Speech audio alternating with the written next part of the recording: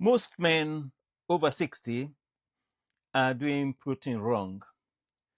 Today, I'm going to rank 18 protein sources, particularly for men over 60, so that you will be well informed about the best protein sources and which ones actually are not as good.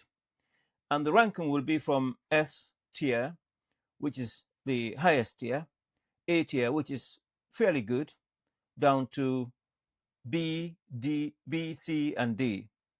D being the lowest of sources. Now, the key thing is these are my rankings.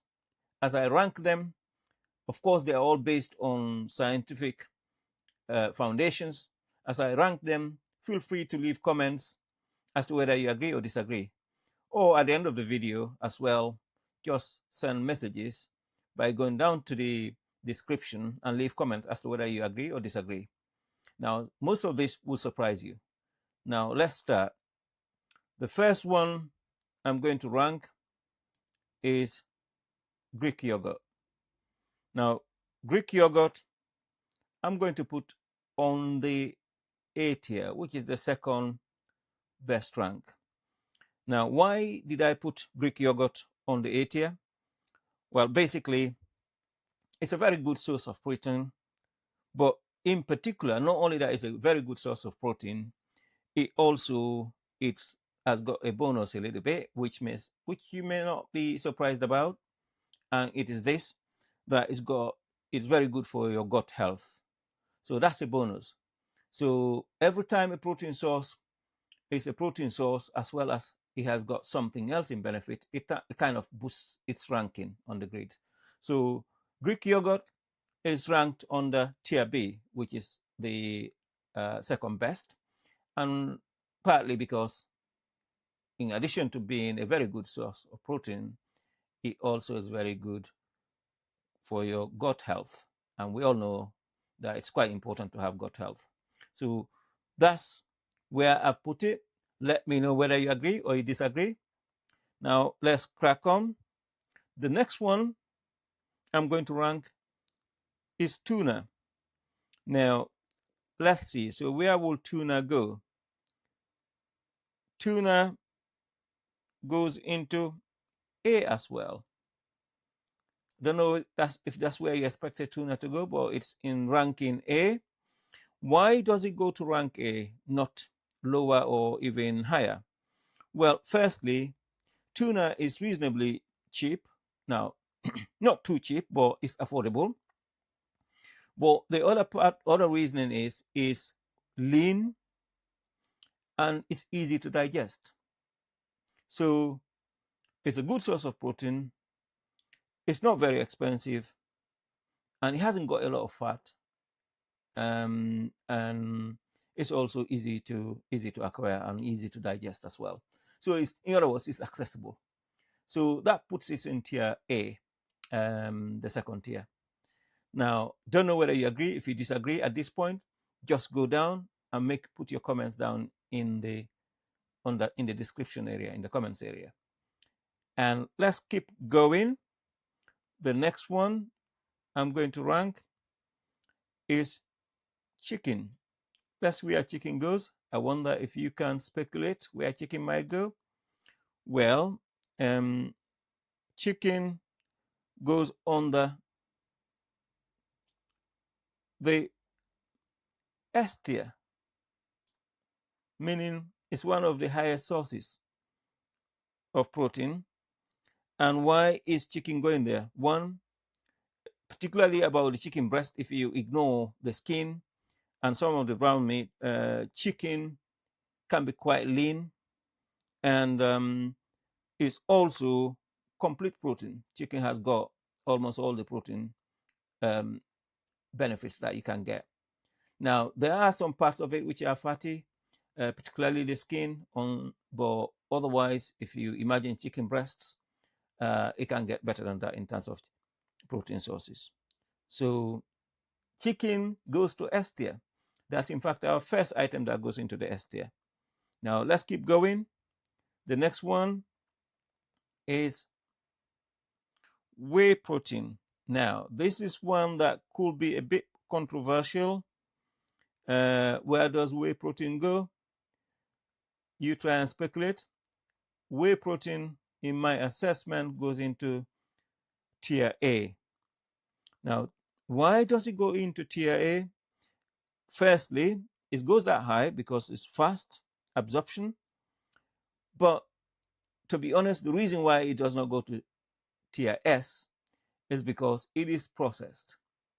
So anything that's processed, in my view, will still require some bit of caution, because at the end of the day, I rank whole foods above processed foods.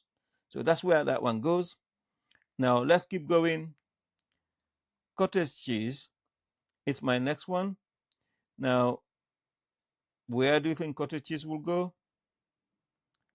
It goes into tier B, the first one on tier B. Why does it go there? Well, first of all, it goes that high because it's slow release casein. So it's really good because you get your protein in a very slow way, very controlled way. So you will almost drip feed the protein into your system, which is a plus. But in terms of protein content and bioavailability, it's not as high as chicken or Greek yogurt or the other ones that we've already put on the ranking. Now, I wonder whether you agree or you disagree.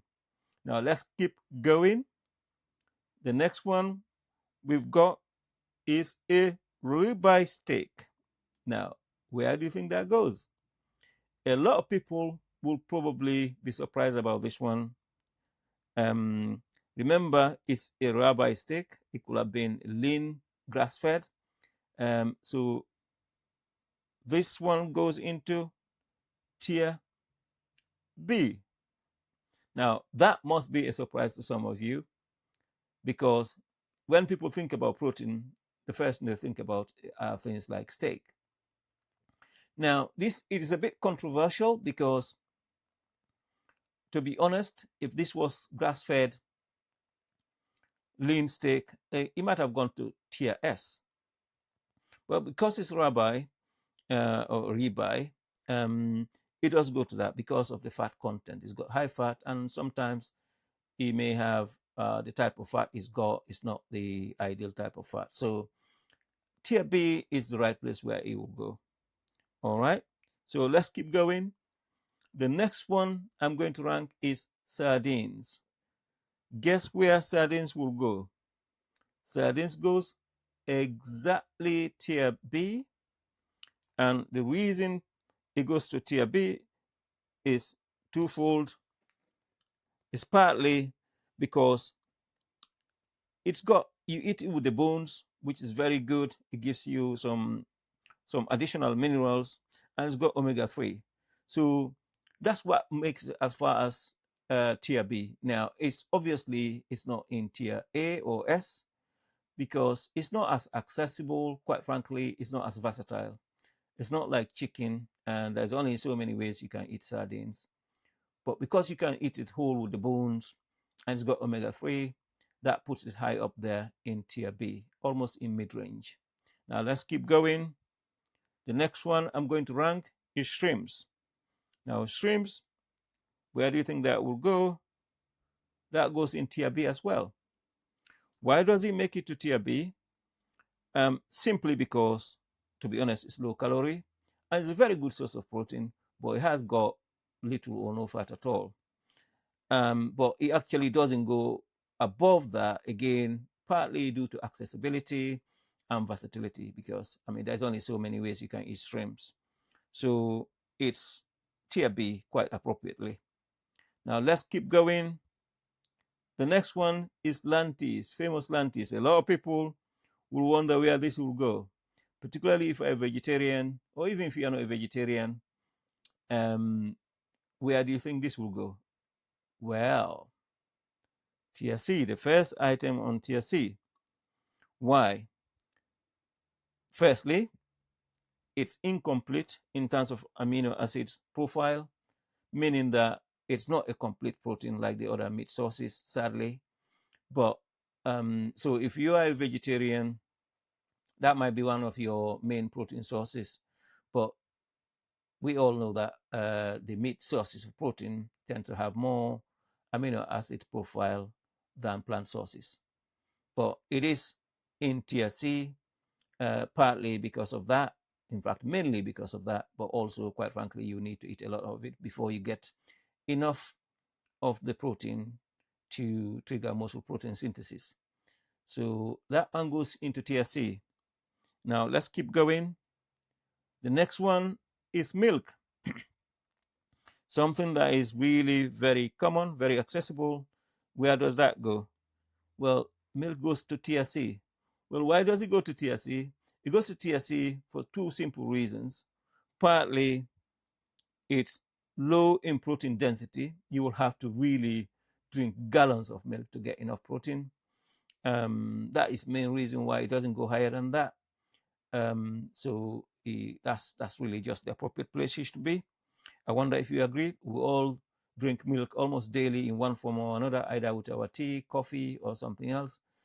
And I don't know if you will have classed milk as a protein source. If you did you expect it to be C or higher or lower? Now let's keep going. The next one is pork. Where do you think pork goes? Again, pork goes into tier C, surprisingly, I believe, to some people, because they will expect it to be higher than that.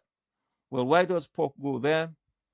It is low, it is basically high in saturated fat. That's the main reason. Whilst it's a good source of protein, whilst it's accessible, it's available, it's got saturated fat, which is reasonably high. And so whilst it provides protein, it's got that to count against it. So again, if you do not agree, leave comments, leave your reasoning why. I'm giving you my reasons why. Let's keep going. The next one is cheese. Where do you think cheese will go? Cheese goes into D tier. Wow. Why do you think it goes to D tier? Well, first of all, it's extremely high in fat. And to be honest, it is a protein source, but it's very low in protein source as a protein source. So it does not compete with the most of them above there. So very simply, it's high in fat and low in protein, and therefore as a protein source, which is what we are ranking here, it can only go on the D tier. Again, let me know whether you agree or you disagree. Now let's keep going. The next one, very familiar item, is eggs. Now where do you think eggs will go?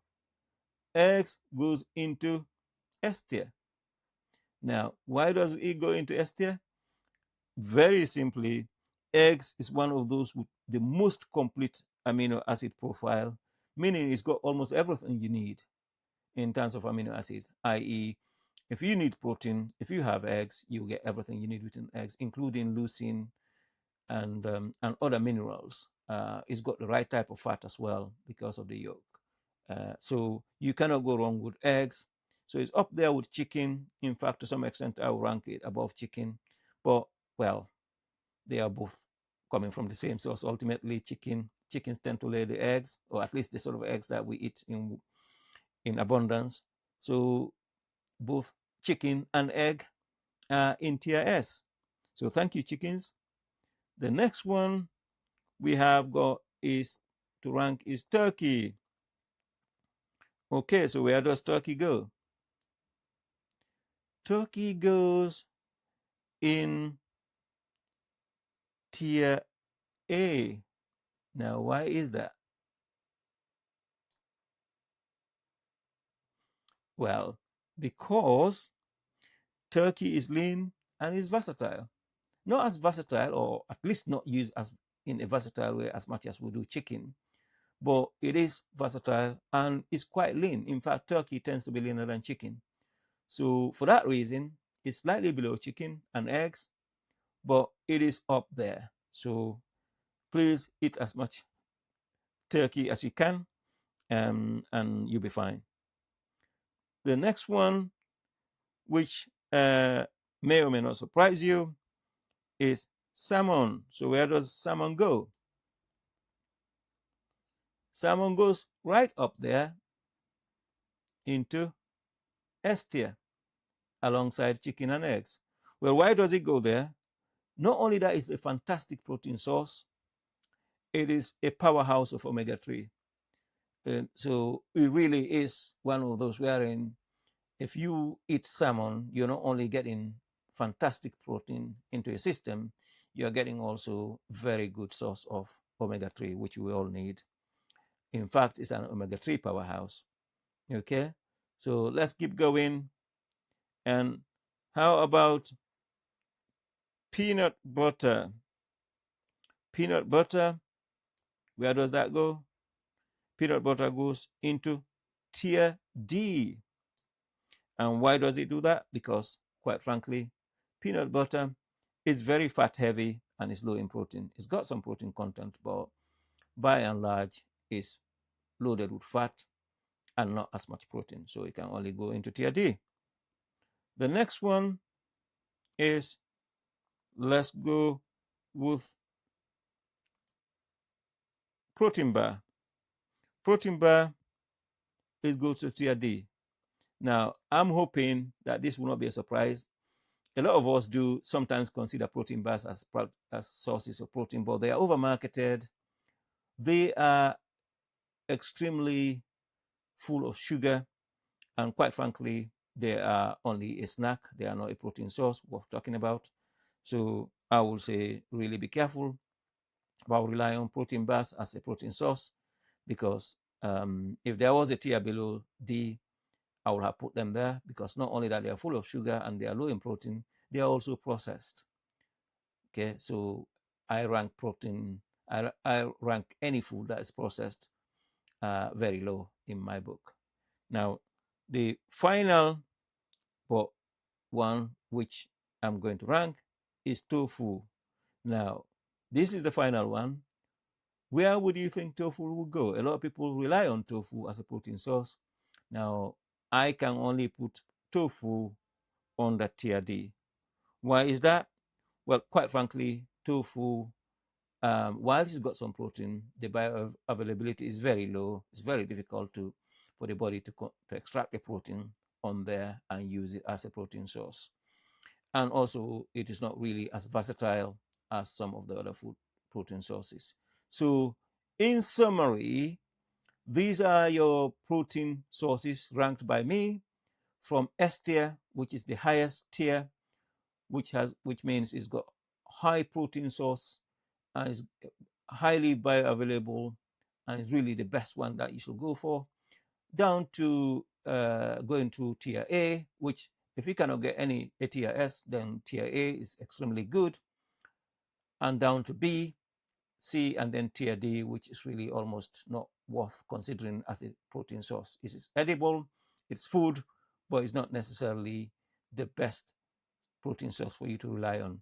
Now, I don't know what your thoughts are, whether you disagreed with anything that I've ranked here, but the best way to tell me that is to leave a comment, go down to the description, leave a comment whether you agree or disagree. Now, these are my own thoughts. They are not random. I just didn't make them up. I did do research on them. They are mostly ones that most people will agree with, but there are some controversial ones. Some people disagree with some of them. And what I would like you to do is to let me know what your thoughts are.